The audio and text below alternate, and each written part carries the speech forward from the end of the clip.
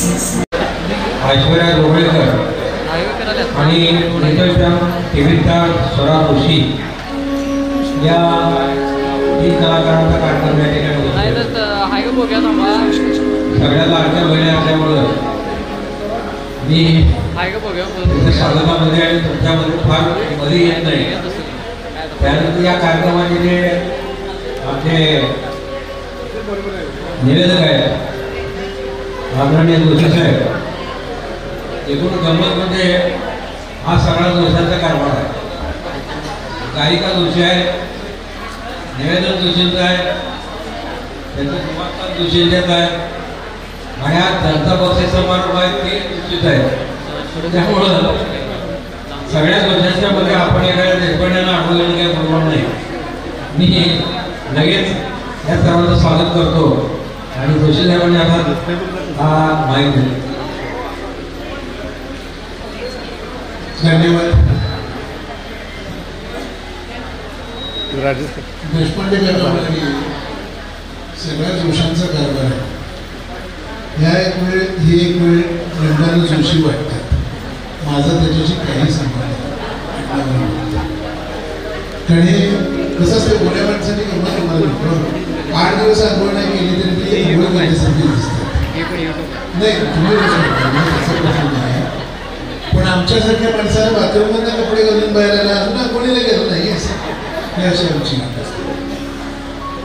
चला खरं तर सुरू करूया. वर्षभरातल्या घटना सगळ्या तुम्हाला माहिती आहेत. एकदा जोरदार आपल्या ऑपरेशन सिंदूरसाठी जोरदार काम. घुसून मारणं काय असतं आणि नवीन भारत काय असतो हे पुन्हा एकदा आपल्याला दाखवून दिलेलं आहे. त्याच्यासाठी एकदा टाळी देऊया. आणि दुसरी जी जी मंडळी आता दसऱ्याला 4 व्हीलर बुक केलंय त्या सगळ्यांच्यासाठी एकदा जोरदार टाळी. नाही दरड्यातला घास खाली उतरल्या सगळ्या दांडकरी GST खाली आलो. आणि आता टाळ्या शेवटच्या द्यायच्या आहेत. ते येणाऱ्या रविवारी ग्राउंडवरती जे ऑपरेशन सिंदूर करायचं आहे आपण तडाखा द्यायचा आहे. आणि 3री मॅच आहे फायनल. आणि एक लक्षात ठेवा, 2 वेळा मारले, 3ऱ्यांदा मारणं म्हणजे असं मारणार आयुष्यात परत त्याने डोकं वर काढायचं नाही. कारण याच्या दिशेने आपण करणार आहे. म्हणजे नक्कीच सुरू करूया कार्यक्रमाला. आई शब्द द्यायचं बरं.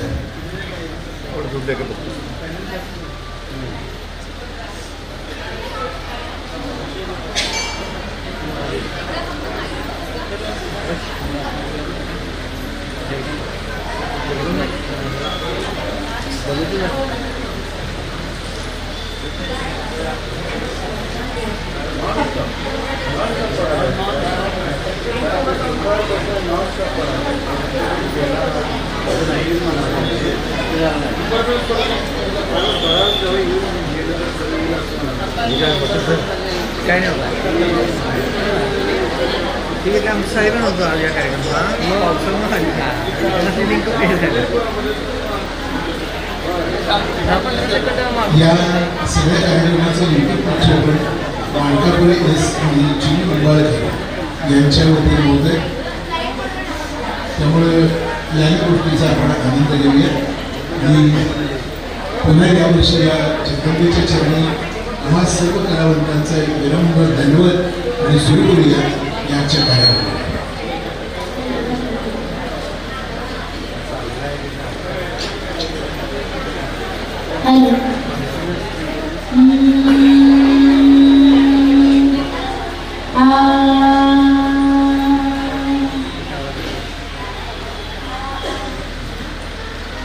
मला थोडा monitor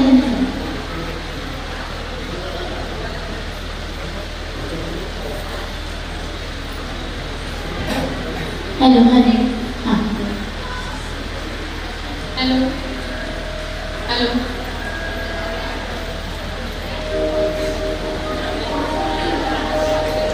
hello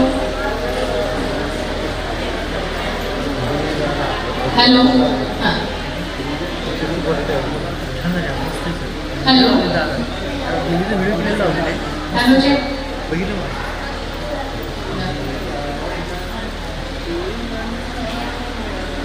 hello hello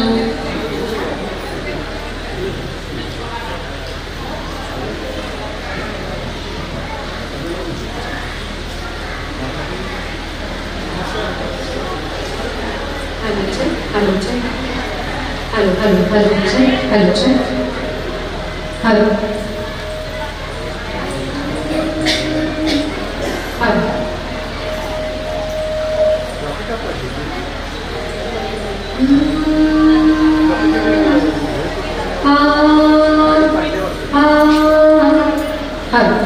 hello reverb थोड़ा सा कम करें hello check hello check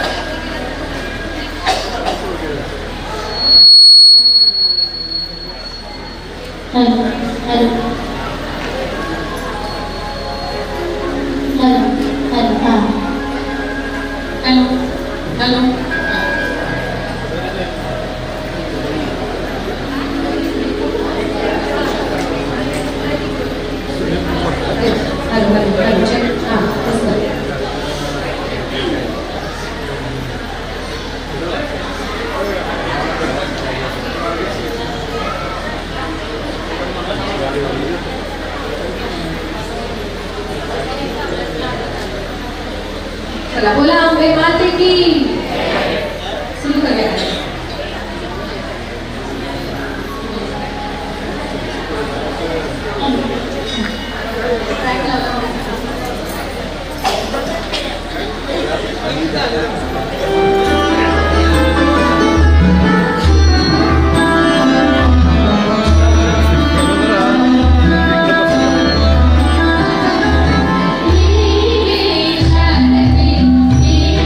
Thank you.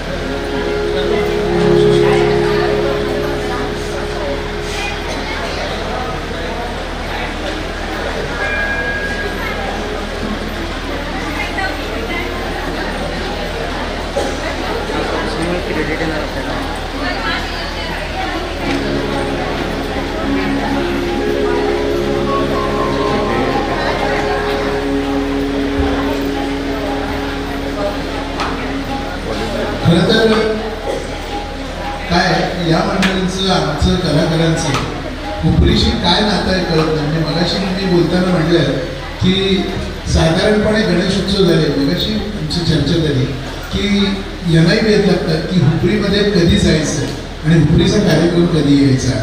मी आता मगाशी कीर्तीनं तेच म्हणाले, आता दादा बहुतेक आपलं आधार कार्ड हुपरीचं करून देणार आहे, काळजीच करू नका. कारण आता इथं हुपरी मुक्कामच आपला पत्ता बदलायचा आहे.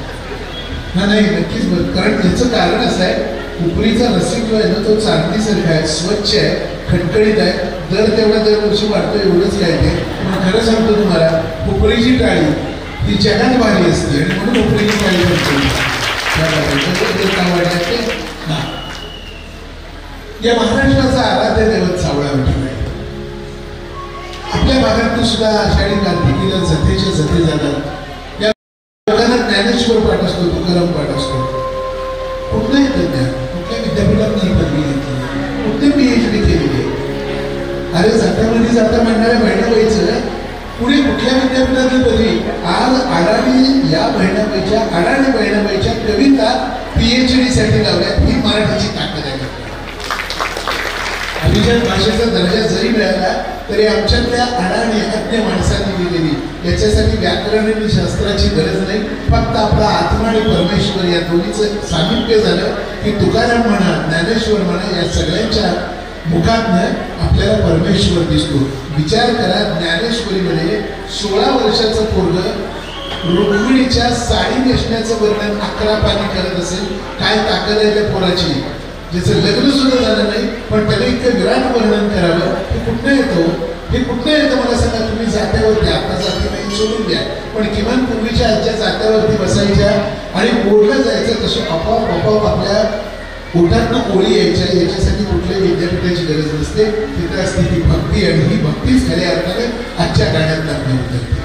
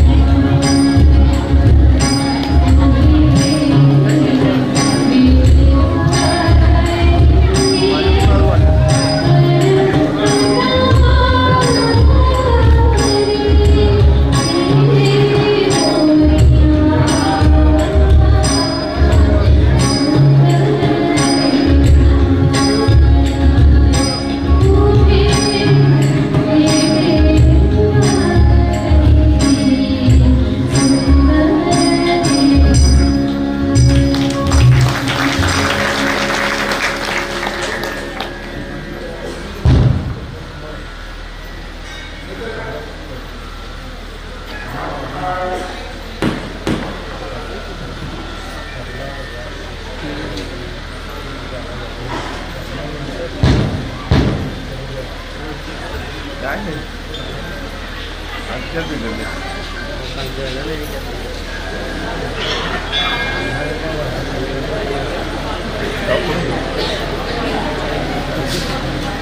नवरात्र हा 9 दिवसांचा उत्सव, हा स्त्री शक्तीचा उत्सव, स्त्री जागराचा उत्सव, स्त्रियांची विविध रूपं या निमित्तानं आपल्याला या देवीच्या चरणी, या देवीच्या रूपात बघायला मिळतात. जसं हे उपरीचं अंबाबाई देवस्थान, त्यांचे ट्रस्टी, त्यांचे सगळे मान्यवर मंडळी या ठिकाणी काम करतात. अगदी त्याच पद्धतीने खरं तर आजचा हा नवरात्रीचा मान, हा या पूजेचा किंवा या सगळ्या नवरात्रीचा मान खरं देण्यासाठी ज्या आपल्याबरोबर या कायद्याच्या 3 भगिनी आहेत, जोरदार टाळ्यांनी स्वागत करूया. तर या मायेमाऊली खऱ्या अर्थानं नवदुर्गा आहे. गणपतीपासून मी फक्त अखंड उभ्या राहिलेल्या आहेत. नवरात्र, दसरा, दिवाळीपर्यंत या भगिनींची जी कामं चालतात ना, ती खरोखर सलाम करण्यासारखी आहेत. आणि ही खाकी वर्दी आहे म्हणून ही गर्दी इथं सुरक्षित आहे, हे सगळ्यात महत्त्वाचं. मराठी सिनेमांचा इतिहास ज्यावेळी बघायला जातो त्यावेळी मला ब्लॅक व्हाईटचं युग येतं. आणि पहिला सिनेमा असा आला होता की ज्या पहिल्या सिनेमानं राष्ट्रपतींचा अवॉर्ड मिळाला होता. आचार्य अत्रे, महाराष्ट्राचं बुलंद व्यक्तिमत्व. म्हणजे आज आम्ही अभिजात मराठी भाषा वगैरे वगैरे म्हणतो, खरी ओळख तिथं आहे त्या मान्यवरांनी केलं म्हणून आज इथपर्यंत आम्ही आलो. खरं तर खरं अभिजात साहित्य ते आहे जे माधव वजे बाबा नुकतेच आपल्यातनं निघून गेले, ज्यांनी छोटा श्याम केला होता. अतिशय सुंदर सिनेमा होता श्यामचे. आणि या श्यामचे मधले जेवढे हे घरंदाज गाणे येतात, खरं तर या गाण्यांचे सगळे वैशिष्ट्य मी तुम्हाला सांगतो.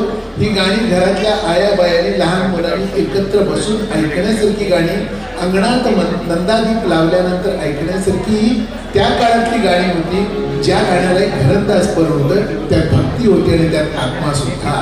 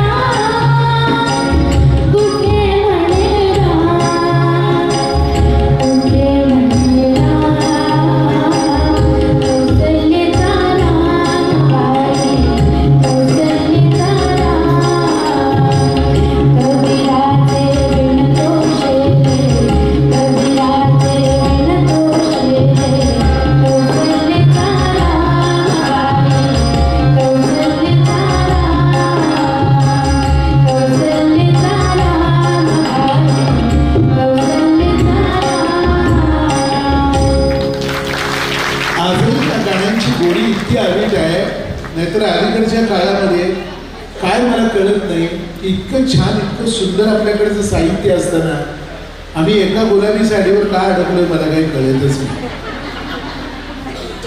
काय म्हणजे कशाचा काय संबंध आहे. काहीही गाणी ते नवीन एक काहीतरी ते पॅरासिटामॉल गोल गोल काहीतरी गाणं आहे. अरे आता पॅरासिटामॉल अहो काय औषधं सुद्धा सोडायची येतं ती. त्याने 100% टेरिक वाढवलंय तिकडे, त्याने गोळ केलाही आहे. आपण पण इथं वाट लावायची विसरली, तुम्हाला काही कळतच नाही. इतकी चांगली गाणी, इतक्या सुंदर पद्धतीने गाणी आहे. आणि खरं सांगतो प्रत्येकाच्या मनामध्ये राम आणि श्रीकृष्ण या दोन महापुरुषांचं एक उत्तम व्यक्तिमत्व आपल्याकडे आहे. बघा तुम्ही आपल्या प्रत्येकाच्या मनातला श्रीकृष्ण गीता सांगणारा योगेश्वर श्रीकृष्ण नाही आहे. प्रत्येकाच्या मनामध्ये बालकृष्णच आपल्या मनामध्ये आहे. प्रत्येकाच्या मनामध्ये बाल श्रीकृष्ण आहे. आणि तसं राम म्हणल्यानंतर एकपत्नी वगैरे असा जो राम आहे तोच आपल्याला दिसतो. आणि या आर्ष महाकाव्यातल्या व्यक्तिरेखाच्या वेळी शब्दातनं उतरतात तेव्हा खऱ्या अर्थानं त्याला गाण्याचं रूप येतं, त्याच्यामध्ये भक्ती असते. आणि म्हणून तर अशा पद्धतीचे कार्यक्रम वेगवेगळ्या ठिकाणी आयोजित केले जातात की जिथं भक्तीचं हे आराध्य अंगण आपल्यासमोर खुलं केले जातं.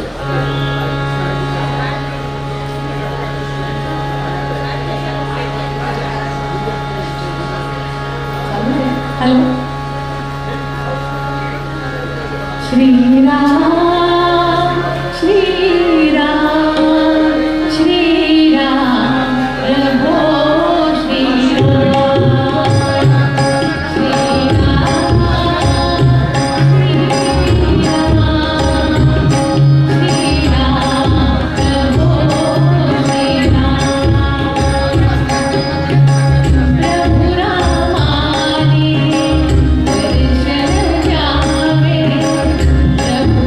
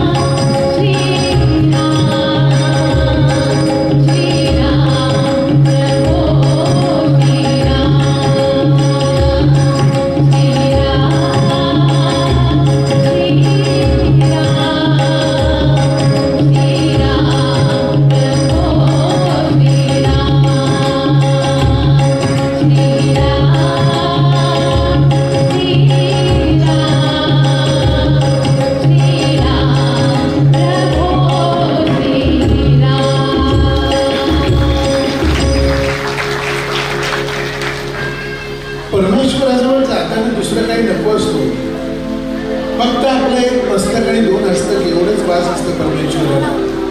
तुम्ही गाभाऱ्यात जेव्हा जाता त्यावेळेला त्या देवीला, त्या परमेश्वराला तुमच्या मनात काय चाललंय हे नक्की ओळखतं, खरंच ओळखतं. त्याच्यासाठी वेगळं मागायची गरज नाही. तर तिथं जायचं, सासूने त्रास देत्या, लवकर उचल तिला, सासऱ्याला परवाच पॅरालिसिस झाला, किती दिवस आणि जगणार आहे ते, दिराणांचं 2 एकर टाकले त्याचं एकदा वाटलं होऊ दे, गरज नसली सांगायची.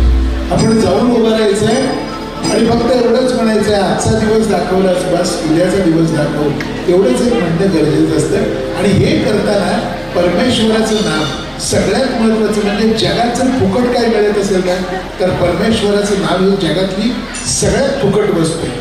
आणि दुर्दैवानं तीच आम्ही बघत नाही. मध्यंतरी एका घरामध्ये गेलो संध्याकाळच्या वेळेला, त्या आजी आपल्या सोफ्यावरती बसल्या होत्या, नातू त्यांचा काहीतरी खेळत होता. समोर मोठाच्या मोठा TV लावला, TV वरती पारू चाललं. त्या पारूचं काय लफडं मला कळतच नाही.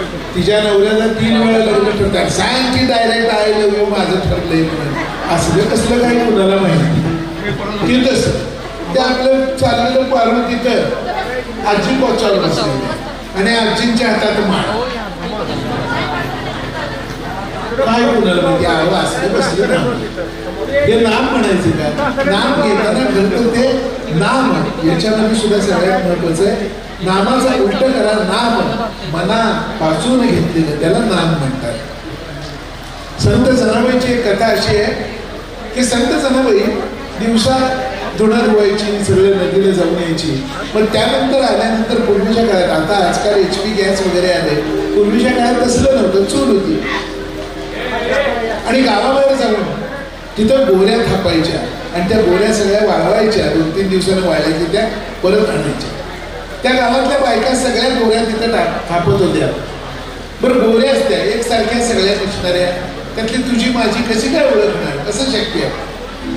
आणि मग एका संध्याकाळी ती आणायला तिथे गेली आणि गावातली एक कजान बाई होती आणि ती बाई जनाबाईंच्या बरोबर भांडायला लागली, संत जनी बरोबर भांडायला लागली.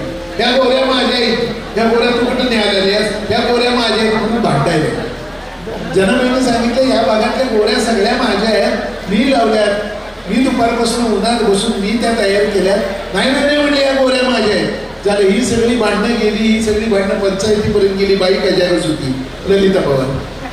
झालं, डायरेक्ट ती पंचायतीपर्यंत भांडणं गेली. पंचाने विचारलं, जनीला बोलवलं, त्या बाईला बोलवलं. ती म्हटली ह्या अंगाच्या वरच्या अंगाच्या गौऱ्या माझ्याच आहेत. त्या म्हटली ही कुठली सांगत्या काय. पंचाने विचारलं जनाबाईला, ह्या गौऱ्या काय कसं ओळखायचं. म्हणली साधी सोपी गोष्ट आहे. म्हणली चला माझ्या बरोबर, बघा नामाचं महत्व काय असतं. चला माझ्या बरोबर. गावाबाहेर नेलं. गावाबाहेर नेल्यानंतर तिने सांगितलं त्यातल्या 2 गौऱ्या एकमेकावरती थापून बघा, ज्या गौरीतनं विठ्ठल विठ्ठल आवाज येतो ती गौर माझी. हे नामाचं महत्व आहे. कबळी बघत आणि पारू बघत घेतलेलं नाम हे नाम नाही. खरंच तुम्हाला सांगतो ते मनापासून होत नाही, ते नाम होत नाही. त्याच्यापेक्षा मग नवऱ्याचं नाव घ्या, ते निदान आयुष्यभर 2 घास चांगलं खायला मिळेल.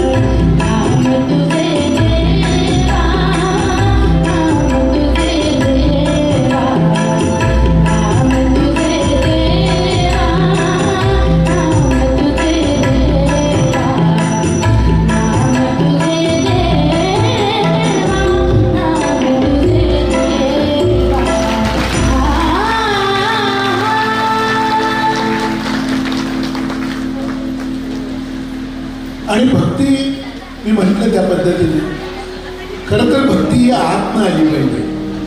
उगीच समोर देव दिसला.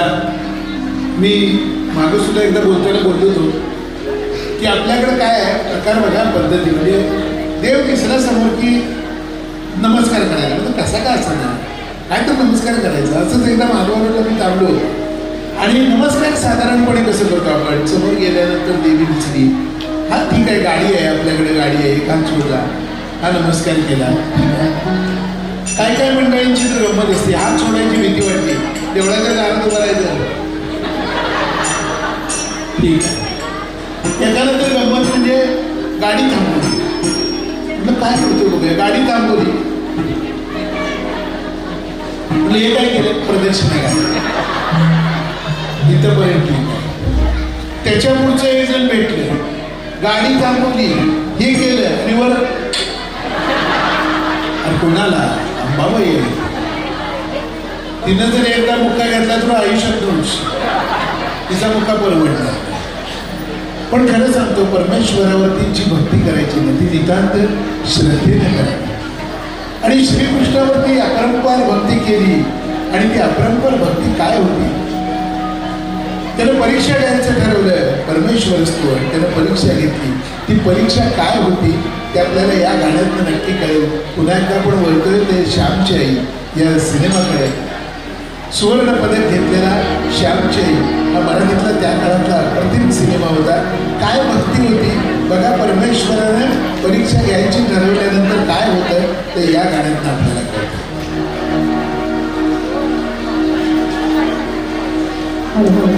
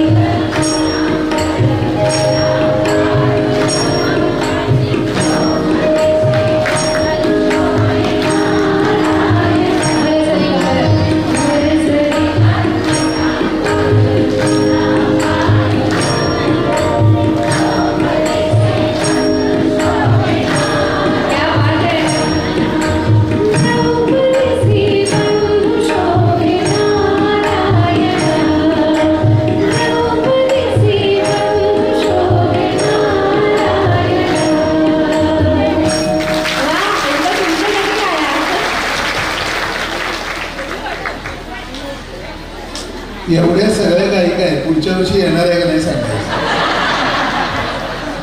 काय ह्यांना मोबाईल देणार एकदम सुरेल गायले सगळ्यांना. नाही म्हणूनच म्हटलं काय ह्यांना मोबाईल देणार. मला चालेल.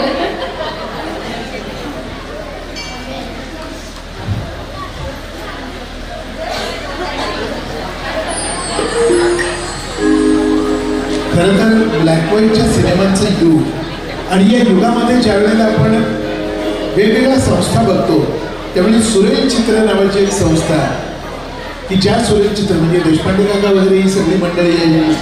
त्या मंडळींना आठवत असेल लता मंगेशकर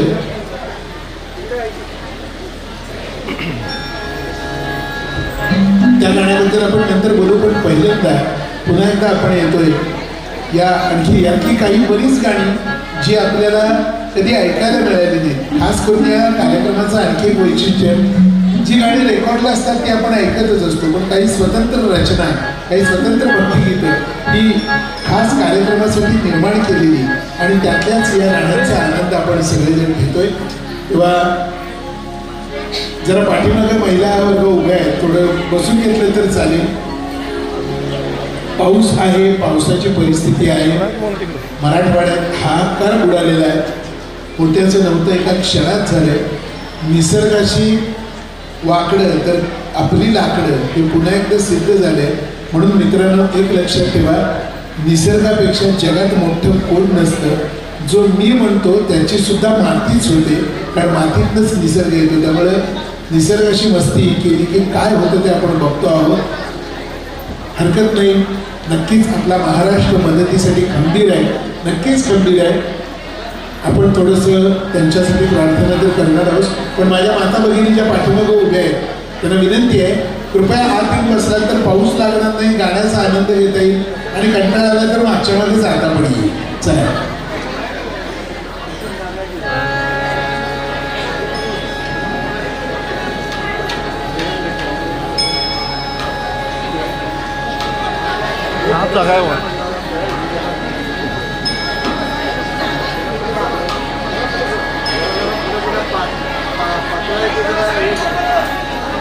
ज्यांना इतर शक्य नाही पाठीमागच्या बाजूला हॉल आहे फक्त कार्यक्रम दिसणार नाही ऐकू येईल. सुरक्षेसाठी आपल्याला तिथेही व्यवस्था आहे. मॅडमला सांगू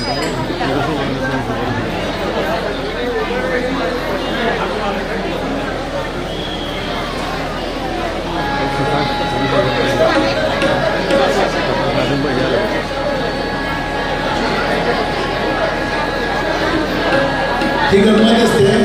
बसलेल्या मंडळींना काय असते पाठीमागे येणारा जो असतोय त्याला उगाच जरा बघायचं आत्ता आला मला सांगायला लागायचं. हे म्हणजे लग्नाला गेल्यावर तुम्हाला माहिती आहे का लग्नाला गेलो आपण की ठरलेलं असते शुभमंगला सावधान झालं त्या त्या गावातल्या परिचित माणसांना जेवण कुठं आहे माहिती असते. बरोबर उमऱ्याच्या तिथंच उभारतात. अक्षता पडल्या की पहिले जायचं खुर्चीवर त्याच्या पाठीमागे 3 जण उभी असते. ते जेवताय पण ते 51 दिल्यात निदान 11च जेवतो ती तशी लाईन लागलेली असते. तसं नको जरा सरकून घेऊया. आपल्याच सगळ्या भगिनी पावसात दिसत आहेत.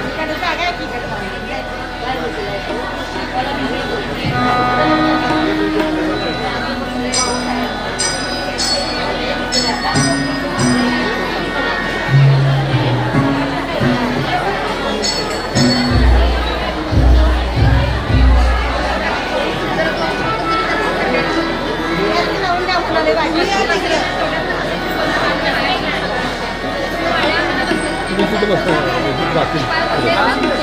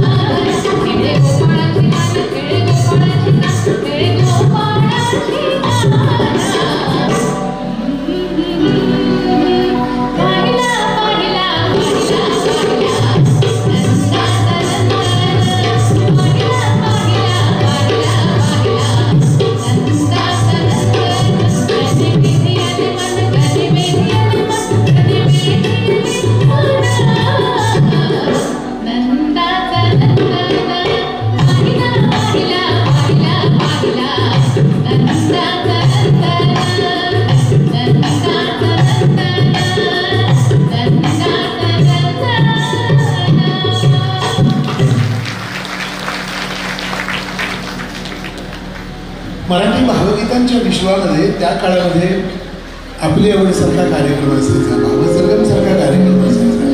आणि या कार्यक्रमातनं अनेक चांगले कवी, अनेक चांगले संगीतकार, गायक ही सगळी आपल्यापर्यंत आली. मग वसंत प्रभू असतील, त्याचबरोबर वसंत निनावे असतील, ही सगळी मंडळी आपल्यापर्यंत आली ती आकाशवाणीच्या रूपाने. आणि भावगीतच विश्व ज्यावेळी खुलं केलं जातं तेव्हा खरंच त्या काळामध्ये शब्दांना महत्त्व होते. सूर आणि शब्द हे दोन्ही एकमेकांच्या हातामध्ये घालून हात गाणी यायचे. अलीकडच्या काळातल्या गाण्यामध्ये शब्द कुठं असतात हे शोधावे लागतात. म्हणजे यशवंत देव तर म्हणायचे उत्तम गाणं कुठलं की ज्या गाण्यामध्ये पहिल्यांदा संगीतकार शब्दांना महत्त्व देतो. शब्दप्रधान गायकी असं त्याला म्हटलं जातं.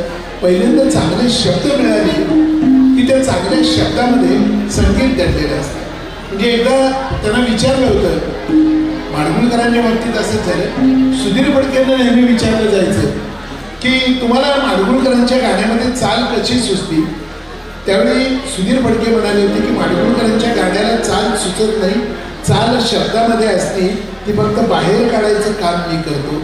इतकी प्रासादिक रचना असते. म्हणजे एका मूर्तिकाराला विचारलं, त्याचा सत्कार ठेवला, अत्यंत सुरेख मूर्ती त्याने केली होती. आणि त्याला विचारलं की कशी काय इतक्या ओबडधोबड दगडात मूर्ती केलीस. तो म्हणला नाही, ह्या दगडामध्ये मूर्ती आधी होती, त्याचा अनावश्यक भाग मी काढून टाकला आणि मूर्ती तयार झाली. तसंच हे आहे की संगीतकाराला त्या शब्दांमधनं संगीत ऐकू येत असतं. आणि मग असं ज्यावेळी एखादा अवीट गोडीचं भावगीत येतं तेव्हा आपल्या आधीची पिढी जी इथं बसलेली आहे, मी नेहमी म्हणतो गाणं जुनं किंवा नवं कधी नसतं, गाणं तेच असतं, ऐकणारी पिढी बदलत असते, गाणं जुनं नसतं. तर आपल्या आधीच्या पिढीची जी मंडळी आहे त्यांना हे गाणं ऐकल्यानंतर नक्कीच आठवणार. म्हणजे देशपांडे काका वगैरे यांना साखरपुड्याचे दिवस वगैरे आठवतील हे गाणं ऐकल्यानंतर. आल्यात काय सौ आल्या म्हणजे त्यांनाही आठवलं असलं तर बरं होईल. ते 10-5 रुपयाचा गजरा वगैरे घेऊन दिला होता त्यावेळेला.